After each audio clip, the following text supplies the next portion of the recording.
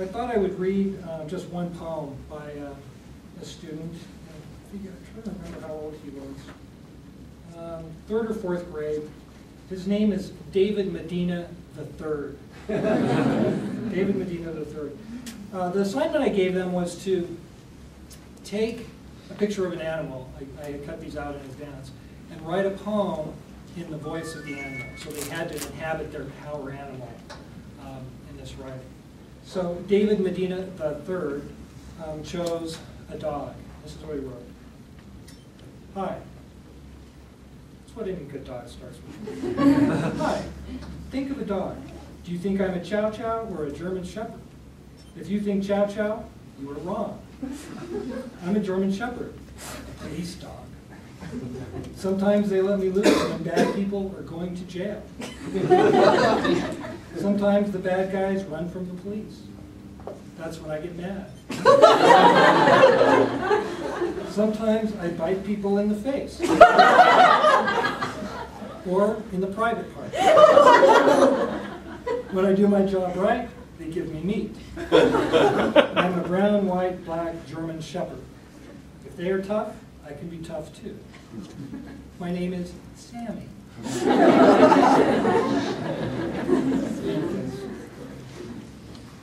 So you can find community wherever you can. Here's another drawing. This was for our anthology. The students drew an angel from a lots of fun. And I forgot the poems I'm going to read. Sorry. Okay, so I'm going to read probably 6 poems. A couple from collections, and then a couple poems from the 4th collection, which is forthcoming. So let me start with a collection called In All Their Animal Brilliance. And since I read a poem by a young student, I thought I'd read a poem that revisits my childhood, not far from here actually, in Idaho, Pocatello. When people find out from Idaho, they think there are no literary antecedents there. So I say, no, that's where Ezra Pound was born and where Hemingway took his own life. You didn't know that. Okay, so this first poem I'm going to read is called Drainage Pipe Under I-89. And in Pocatello, sometimes there's not a lot to do.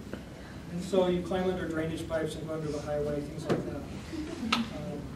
So this is just a description of those childhood experiences where the world is fresh and new, alive for the first time. So a lot of physical detail. Drainage pipe under I-89. When it was too hot to hunt scorpions or skinks, I practiced death. The same 200 feet of corrugated riddle each time, but a new matrix of mosquito bites and peeling sunburn across my back. Insert my head and cancel the sky. Ease my shoulders through and erase a subdivision of canning mothers doing crossword puzzles with God. Ritual of cobweb and rat turd, scrape of hand and opposite knee. I lay down in that sweet mausoleum, and speeding cars above took turns with my body. And now I lay still, and now my spirit floated from mourner to mourner, like a question mark trying to complete a sentence. Extra hovers over girls at the city pool I had never touched, which was all of them. And now I was the taste of a closed mouth in a closed room, and now water, wettest when it flows through dry waiting. I had dirt for hair, my finger for a toothbrush, a social security number that began with 519 and ended where my legs should be. Indian paintbrush, water leaf, loco weed, dogtooth violet. I said the names like ice till the dead filled me.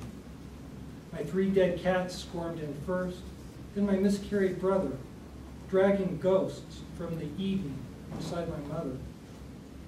Then I was crawling through a midnight, exactly like the closed trunk of my cousin's cherried out GTO I climbed into once. at a drive-in on a dare, wondering, when will the world click open again? When will I gather back into form? One of the assignments that I like to give students is to write a poem that relies pretty heavily on a place. And so this one, I'll find it here, is called Outside the Metropolitan Museum of Art, New York City, of course. And it can be New York at times can be pretty alienating, and so you take any kind of small favor that someone offers you, even if it's a pretzel man. So this is a poem about good fortune from a pretzel man. Outside the Metropolitan Museum of Art. So why did the pretzel vendor give me a discount? Was it because I asked how much before fishing out my wallet? Did I appear half transfigured after wandering halls of grieving Madonnas? Or did he pity me? My salt and pepper tweed, more retro Idaho than retro Soho. Just a regular Tuesday, between lunch and a subway token to Port Authority, between President's Day and the Year of the Rat. $1.50, he said, looking straight at my shaggy mustache, a twin of his, only redder. Then to the next guy, $2.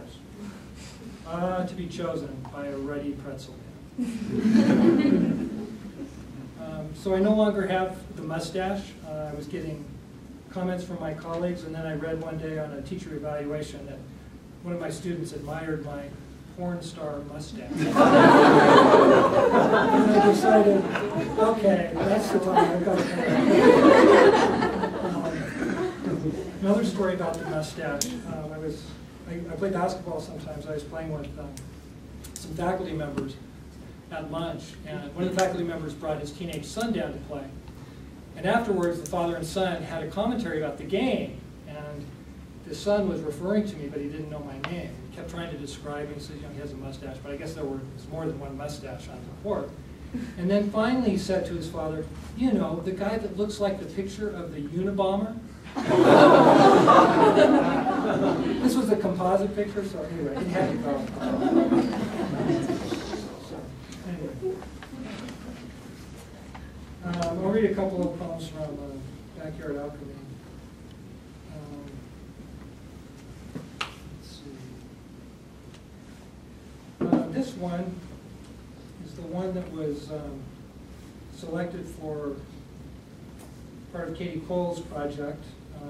Several poets in the state read a very short poem, and they were taped, and this is available online. So, bite-sized poems. Sometimes I get confused and call it bite-sized poets, but I don't think that that's bite-sized poetry. This one's called Some Minutes.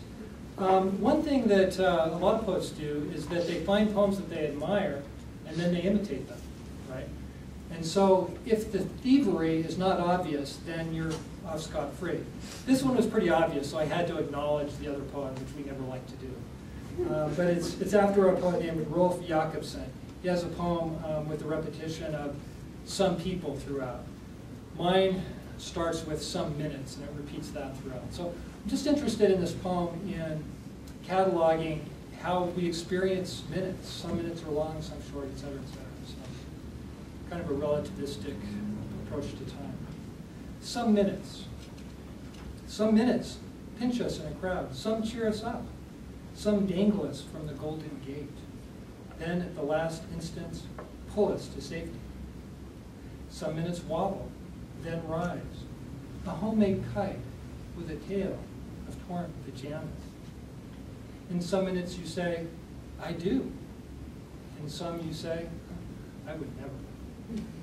Some teach us the difference between oh and oh. Some say, what's the use? We'll all get audited, whether by God or a flunky at the IRS. Minute 1, you believe in Bigfoot. Minute 2, you doubt your ability to boil water. Minute 5, you put on a paper crown. Meanwhile, minutes 3 and 4 join other unskilled minutes and compose a weekend trapped inside a snowy misunderstanding called Montana. In some minutes, a blind man reads by the light of his wife's snore. In some, a tiny girl peeks into a bird bath to see if she still has a face. Some minutes count mistakes at a recital. Some dream in neon blue. Some keep vigil with the dying and write down every pause and sigh. Napoleon whispers, "Josephine." Oscar Wilde says, "Either that wallpaper goes or I do." Anna Pavlova, ballerina, leans forward, squeezes your hand. "Get my swan costume ready."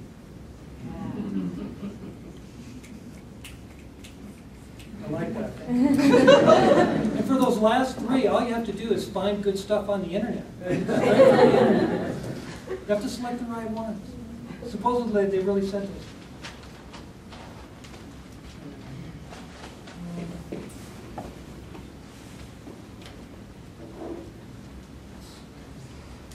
Let me read a poem that had sort of an unconventional beginning. I started with the title, which I almost never do. This is another assignment I sometimes give students. Write a poem which begins with a title, and then you try to write an answer to the title. So it's also a question. So the title is, why keep at this writing thing? Why write? So some of the things I address here are the pleasures of writing, but also, we might say, the therapeutic aspects, which are secondary, but I think still important. We end up writing things that we can't get off our minds any other way.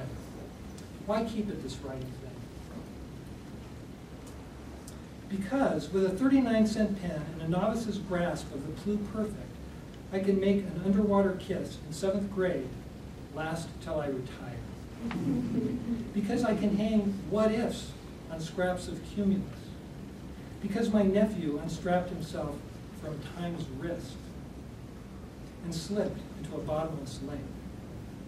Because reading Russian novels on a bus to the cloisters counts as research, as does deadheading a Gallica rose, as does rubbing a horse's face to understand the slow exhalation of trains.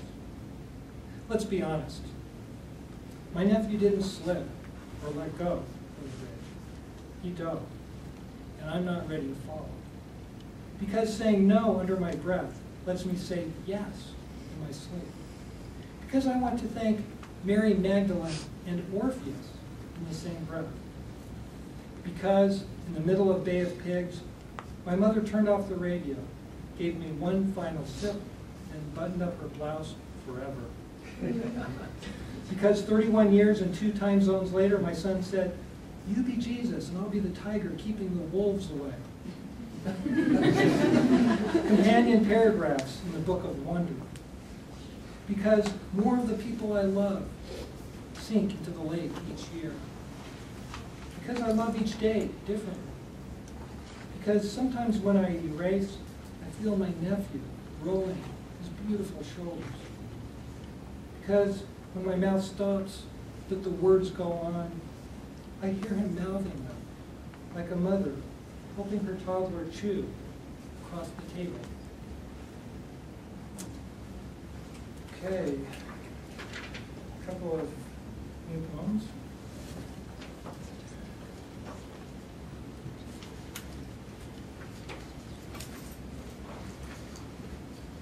Okay, this one is has a story behind it, but I'll tell you that afterwards. It's called Tired. Sometimes people think that you have to write poems that are correct or patriotic or celebratory. Sometimes you can just complain, and that's what I think this poem does. It's kind of a rant. Tired. I'm tired of the usual. Floofy dogs, West End musicals, Edgar Allan Poe. Also leather jackets, and the lost middle-aged men who believe that stretching a carcass across their backs brings Hell's Angels cool. I'm especially tired of not having one myself. Tired of tragedy ending badly. Gullible Hamlet taking the word of of a rasping ghost.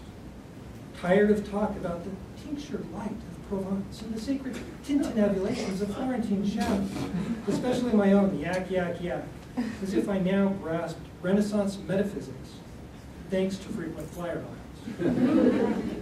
Tired of the word tired. Shouldn't it drag along multiple syllables like remonstration or Jeremiah?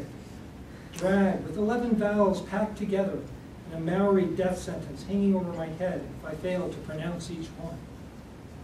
Tired, too, of diagrams explaining the collapse of the Twin Towers, but no mention of the kaleidoscopic flight of ghosts. And of course, I'm tired of time. Big hand saying, Mr. Death, kahuna of all kahunas, he be waiting for you up ahead. Little hand saying, never, never in this life. Meanwhile, some invisible sundial turning in my chest, like the Spanish Inquisition, counting lost seconds and saying, this heart, baby, it's all you got. Tired of remembering my brat of a niece, texting one of her dipstick friends the night my father died, texting beside his rest home bed, when she should have memorized the stale air, bruises on his arm, linked like the Great Lakes, orange pad on the floor in case he rolled off, the way he twisted and bucked in his sleep, picking up one leg, then the other, as if climbing a mountain straight into the sky, not knowing which foot to put down next. I'll end with a short little, which takes up some of the images from my neighborhood, everyday sorts of concerns, but mixes them in, I hope, unexpected ways. It's called Late Morning Salvage. And now a calico stray ankles along, begging me to pick her up and breathe her sacred groves. And now a ruby throat hummingbird mistakes my striped shirt for Eden and tries to drink my shoulder. Ah, the pleasures of waiting like a peasant for the next life. I can almost hear the search party above, dragging the lake, all curses and oars and grappling hooks, placing bets on how quickly I'll be found. Thank you.